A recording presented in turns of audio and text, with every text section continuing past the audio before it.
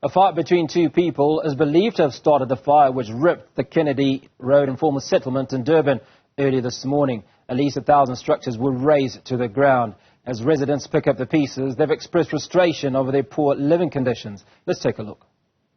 Indeed, residents allege that there may have been a criminal element to the fire which ripped through this Kennedy Road Informal settlement early this morning. They claim that two people were fighting and one of them stabbed the other. The person who was injured then went to the perpetrator's house and set fire to their structure, resulting in that fire spreading through this community. More than 1,000 structures have been burned to the ground. At least one person has been confirmed dead, while now we hear two others are missing, and the community fears that as they clean up the debris here, they might see or they might find bodies under, especially the corrugated iron that has collapsed around the area. So those are some of the biggest concerns.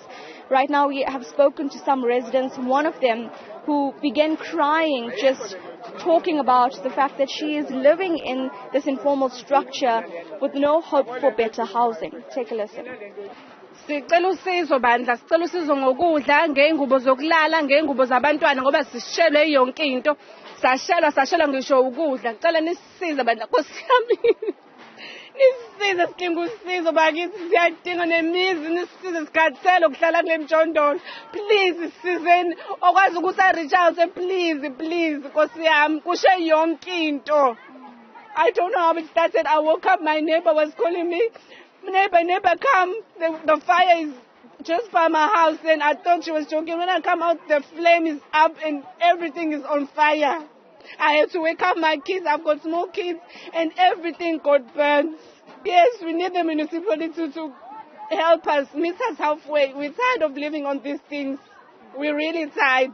Well, there you hear a resident crying about her living situation, and that's a very similar sentiment shared by the victims of this yet another fire at an informal structure.